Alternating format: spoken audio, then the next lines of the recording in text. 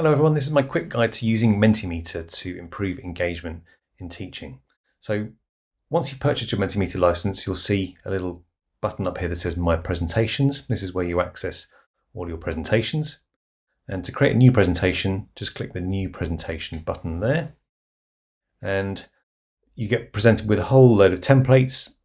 I tend to just use a blank template and use my own images. But you can use a template, but starting from scratch is absolutely fine. So when you start, got a white screen and you have some question types over here on the slide. There's sort of 6 main types of questions: multiple choice, word cloud, open-ended, scales, ranking, and Q&A. And you'll see as you hover over them, you can see what they look like on the screen. Most of the time, I tend to just use multiple choice for a quick read of 3 options, a word cloud, which enables your students to type in 1 or 2 words, or if you want slightly longer responses, open-ended enables them to type in a slightly longer response. Scales are good if you want them to rank certain statements, and ranking is good if you want them to rank those statements in order. But even if you just use those top 3, you'll still produce quite a lot of engagement. Okay. And then down the bottom, you've got your content slides. You can produce slides in lots of different ways. I tend to produce slides in PowerPoint and then import them in here, which I'll show you how to do, but you can also just create slides here. So let's say I want to create a heading slide. I create heading there, and I can type my heading here. So welcome to my session on Mentimeter. Okay, and you can have a little subheading there if I want to. And this is where you can drag and drop images in here. So I'm going to add an image, and I'm going to search the image library, and I'm just going to search for welcome. And there's a whole load of free images there. So let's have some grass. There we are. And that'll pull it through, and you can crop the image there. So if you only want a certain amount of the image, you can just crop it and make it smaller. Always add alt text if you can there. So for people who are using screen readers, a picture of the word welcome on some grass. There we go, and save. And then by default, you'll see the picture appears over here on the right. Now, you have only a few options, which is the nice thing about Mentimeter. You don't get that many options about what you can do. If you go to design over on the right, you can choose whether that image goes behind your text or is small and to the left, small to the right, half a page to the left, half a page to the right, or above or below. So those are basically your options. And you can change the size of the layout there. Just as from an inclusivity accessibility perspective, it's not helpful to have text over an image if that obscures the text. So if you've got something like that, something like that might be better because it's just easier to read. The other thing at this point is to think about the theme. White is just generally not very good because it causes a lot of glare and cannot be great for dyslexia. So if you go to themes up here, I tend to just use the dark theme. There's lots of themes there. You can use all sorts of different ones, but for me, I tend to use all my presentations as dark, and then you get a black background with white text. It's still not amazing, but it's better than a white background. Okay. So we've created our slides there. The next thing we need to do is make sure that students are going to be able to join this session. Now, there's a few ways you can do that. The interactivity button here is how you switch the instructions for joining on or off. If it's your first slide, I tend to switch on a QR code. So when you first start your presentation, it's helpful if your first slide has the QR code on it, because it just means that students can easily scan it and then get straight to the presentation. What that looks like in practice, if you want to check what your slides look like, just click Present up here. So this means your first slide will look like this, and your students will be able to scan the code on the left, or it says go to menti.com and enter the code, and then they can just enter that on their phone or their device, whatever they're accessing it on. So that's the QR code, and you'll see at the top, it says, we've got instructions there, join at menti.com. You can toggle that bit on or off, going back to the interactivity menu with here. This is the show instructions bar, so that's how you turn that bit off, and then show QR code is how you turn that bit on or off. The voting bit is this little thing in the bottom right hand corner where people can just do thumbs up, thumbs down. You can switch different types of voting on. There's only a few options there. So you can have that on or switch it off. I tend to switch it on because otherwise you get an annoying message that says voting is closed. So we just leave that on. So yeah, for my first slide, I'm just going to have the QR code. I don't need the instructions bar because we've got the QR code there. On my next slide, I tend to have an icebreaker to get people started. So I'm going to go for a word cloud, and I can then, on the right here, I go back to content, and you'll see you can choose a different slide type from up there as well. But word cloud, and then how, let's rather than how are you feeling, let's do what are you, where are you going on holiday over the summer, question mark. Okay, that's going to be my icebreaker. I want people to be able to submit multiple times, just because rather than just submitting once. So you can either limit it to entries per participant and also enable multiple submissions. So if that was toggled off, they could submit 3 times, or you can up that if you want to. Or if that is enabled, then it sort of overrides it so they could submit as many times as they like. It's nice to have an image on these sort of icebreakers. So if I click to add image, I'm going to go to image library and I'm going to go tropical island. There we go, that'll do. And let's see what that looks like. Save. So as you saw last time, that's going to pop it up on the right hand side there. That looks okay. Again, I could have it there. Okay, the image is behind the text there. It doesn't look too bad. What will happen on their devices is that they will just see the image at the top and they'll see the text underneath. So it doesn't matter so much when they're responding. But let's just pop it over on the right there. And then as those responses come in, they will appear on the screen. So as the students start to respond, they'll appear there. You can see at the top, it says, I've got the instructions bar there. Wherever you have a slide where you want participants to engage with Menti, it's a good idea to either have the QR code or the joining instructions, just in case they missed it at the start. I'm going to toggle that back on and just check that. So if I go to present, you can see that's what it looks like.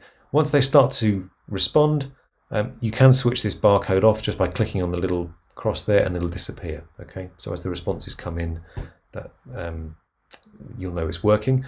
If you realize that you've messed something up and you haven't put the instructions on there, if you press escape, you very quickly go back here. So let's say, for example, I'd forgotten to switch the instructions on and I'd said, hey, I really want to know where you're going over the summer. And someone says, I don't know what the code is. Then you say, oh, crikey, hang on. So you press escape, you go back to interactivity and you switch on either or both of those and present. And then they can very quickly get back on board. So if you do forget to enter the code, you can very quickly correct it. Okay. So that's how we add slides. So that's the title slide, a question slide.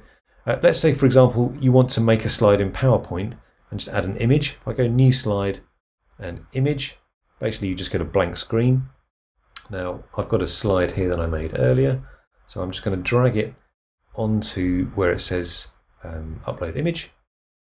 And so this was a screenshot that I made in PowerPoint. Now I can have it full screen like that or centered. So you see you can make your slides in PowerPoint and just export them as images and drag each image in if you want to. If this is not an interactive slide, I tend to switch the interactivity off because otherwise you've got this instructions bar over the top and it's not needed. So if you don't want students to participate in a slide, take the instructions off. And if you want to create this slide sort of manually, you can do so. Let's say, for example, I want to put a paragraph in here, so I can have a slide with a paragraph. And then I go back to content, paragraph. So communities are very important. Okay, and then communities produce great learning, etc., etc. Okay, so this is going to be my slide. And I could manually create that slide here by searching for community. Oops. So the reason I'm showing you this is that you can either create your slides in PowerPoint, export them as images and drag them in one at a time, or you can very easily just create slides in Mentimeter like that. it's very quick and easy to produce them, and they're just very uncluttered. You can see it's just text, heading, subheading. In a way, it stops you putting too much text on a page, which is a good thing in terms of accessibility. Okay, and that's really it. You can have a play with some more settings there. Bullets, paragraph. If you want to embed a video, you can. Quote shows you what it looks like. If you want the instruction slide very large at the start, you can have an instruction slide like that. So if you're in a big lecture theatre and students are going to struggle to scan the small code, if you put this up and you imagine it on a big screen, students can be sat right at the back and they can still scan the QR code with their phone. So sometimes it's useful to have an instruction slide right at the start with a big barcode on it. Okay. That is essentially it. Obviously give it a title. So my presentation on communities. And then if you click the little arrow there, you'll see there's my presentation there. You can organize things into folders just like you would do on your computer, and then go back in. And that's basically it. There's fairly limited options. I'm on a paid version, and you can, if you pay more, you can get more options regarding the design, but that is broadly all you need to create presentations on Mentimeter. From a design point of view, I'll tend to have have a couple of slides. I'll start with an icebreaker just to get people engaging, and also to make sure that Mentimeter is working, so you can very quickly diagnose whether anyone's got access issues and sort that out. And then every few slides, I will have probably an open-ended slide or a word cloud slide. So open-ended might be, what communities are you a part of? And then leave it like that, and then students can submit that. If you want to do a multiple choice, I'll do a multiple choice. So here's my multiple choice. What is your age, for example? And you've got some options here. So 20 to 29, 30 to 39, 40 to 49, and you can add more options there if you want to. So add options, and if you think you don't want an option, you can do that. You can add a little image under here. So if 20 to 29 reminds you of being young, so let's type in young, and we can go, hooray, somebody jumping up. You can crop it, obviously. So let's just do this, make it a bit smaller. There we go. And then what that does is it just puts a little image underneath each question. So if you want to add images underneath your questions, you can. You can then also still have an image alongside that. So if this was about age, let me, hang on, there we go. Add an image. And if this slide was about age, I might add something there that's got a birthday cake. And I only want this bit of the cake. There we go, crop, save. And that can go along the side there. So what's your age? 20 to 29, 30 to 39. So that's how you would create a multiple choice slide, and then you very quickly get some feedback from students. They can just choose one of those three categories. It's just a great way to read the room. I think that's my final point about Mentimeter, is that it enables you to see into the room without having to stop and ask lots of questions and slow the session down. It just means that you can very quickly read the room and get a sense of what people are thinking. You can ask them what topics they may be struggling with. The nice thing is that it's anonymous, so students may be more inclined to engage with Mentimeter, whereas they wouldn't necessarily put their hand up. So it means that you can get a sense of the room, read the room, without having to stop and single people out and have lots of awkward silences. One thing you may need to do is get a bit better at talking while students are responding, because let's say you say, what's your age? And then it'll take them about a minute to respond. So you may need to find that you improvise, say, la la la, this is why I'm asking you this question, just to fill that space a little bit. So you have to get a little bit better at talking into your questions until you've got some responses in. I'll just quickly show you how the scales slide works. So if you want to add a scales slide, so do you agree with the following statements? So you could say, All cows eat grass. And what you'll see then, that text appears at the top there, and then on the left you have strongly disagree, and on the right strongly agree. And down the bottom you'll see dimensions, so sometimes it's easy to miss this. If you want to change what those say, strongly disagree, it may be disagree or agree, you can just change what those dimensions are, and you can also change the value there, so the value might be from 1 to 10. So on participants' devices, they will be able to choose from 1 to 10. So you can change the dimensions of those, the left side and the right side. Okay. Again, you can add an image. You can show the statement average, which means as people start to respond, you'll see an average rating for that. So you can get an average of across all responses. And then you can just add in different statements. So all cows are blue, or something silly like that. You can just have a couple of responses, or you can add more statements there if you want to. That's how the statements work. So it is useful if you want to get a sense of whether people agree or disagree, and to what extent with certain statements. That's quite useful. Okay, and then similarly, the ranking one, you can type in, so rank these items in order of importance. Okay, and then you can rank them there, 1, 2, 3, 4. You can add more or less, and then they can rank them on their devices. Okay, so that's ranking.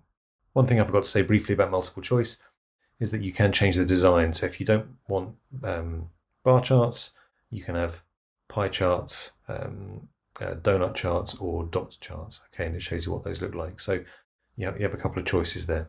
You can add presenter notes down here. So if you want some notes for your slides, so here I am going to talk about age for a bit. Okay, and then I'm going to open something called Mentimeter. So Mentimeter is essentially the equivalent of presenter mode in PowerPoint, where you click view slideshow, your audience sees the slides, but you see your slides with your notes and some options. So you can see there, you can see my presenter notes there. Here I'm going to talk about age for a bit. So if you want to add notes for yourself underneath your slides, you can do that, and then you can toggle your where you are in the presentation. Here it says no notes on this slide. Okay, so Mentimeter is quite cool. You've got some options down the slide here. So for example, if you have forgotten to show the voting code, you can just switch that on or off without having to press escape and come in and out of your presentation. So it is quite handy as a sort of a dashboard. You can enable comments and things here, and all sorts of things. So Mentimeter is quite useful. You don't have to use it to present. You can just use your standard present button up here.